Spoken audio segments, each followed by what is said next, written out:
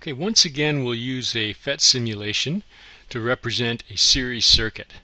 Now what I've done here is I've connected a battery to a switch and then some wires, which is represented by these brown lines here. These wires all hook up to a resistor, and then I've got a light bulb in there to show us whether or not the current's flowing. If the light bulb's on, we've got current. If it's off, we don't have current. And then some more wires back to the battery. Now this is not a schematic. This shows the actual parts in a circuit.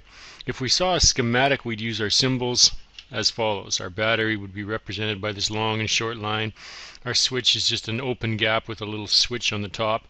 Our resistor, as usual, looks like a zigzaggy shape. And then there's our light bulb at the top of the page. We'll leave it lifelike for this simulation because we want to discuss what a series circuit is in fact. Now if there's only one possible path for the current to flow, we say that the circuit is a series circuit. So if you look at this circuit carefully, the current's going to come out of the battery, flow through this switch once it's closed, up this wire, through the resistor, then through the light bulb, and then back to the battery. There's no branching off of the paths. It only has this one possible route. So we call that a series circuit. One possible path for the current to flow. Now I'll close the switch and we'll see how that looks. And you can see barely the light bulb lights up. I don't know if you can see those little lines. You might have to maximize your screen to see those little lines. If we like, we can actually see the electron flow, and you can see they're barely moving. Now remember, electron flow is opposite to conventional current flow. It doesn't really matter. I like this analogy because it shows the electrons as sort of bumper to bumper traffic. If one electron comes out of the battery, it's going to repel the one in front of it, and so on and so on and so on, all the way around like a chain all the way back to the battery. So we can see for this given arrangement the flow is quite small. Now if I want to increase the flow, increase the current, one thing I can do according to Ohm's law is crank up the voltage that the battery has got. So if I right click on my battery and I crank it up, watch what happens. See, first of all, you can see the light bulb gets brighter as more current flows, and you can actually see the electrons moving more quickly.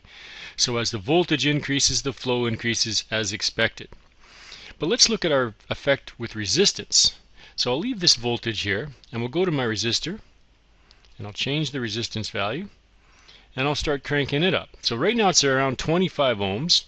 And if I start to increase the resistance, once again you see that the flow, the movement of these electrons, the current, gets slower and slower and slower and slower as I increase the resistance, and the bulb gets dimmer and dimmer and dimmer. So probably nothing unexpected there.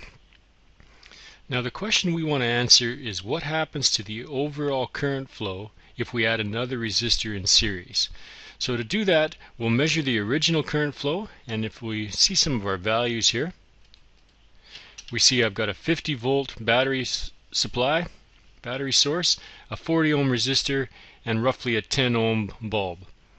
And if I put my current meter over there, it's around 1 amp, 0.99 amps to start with. Now don't worry about the numbers for now. Let's just see what happens to the current as we add another resistor.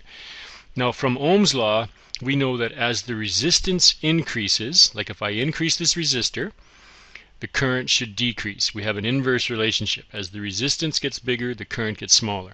So let's see what happens when we add one in series. So here you can see I've added an additional resistor, an additional 40 ohm resistor in series with the other 40 ohm resistor and the bulb.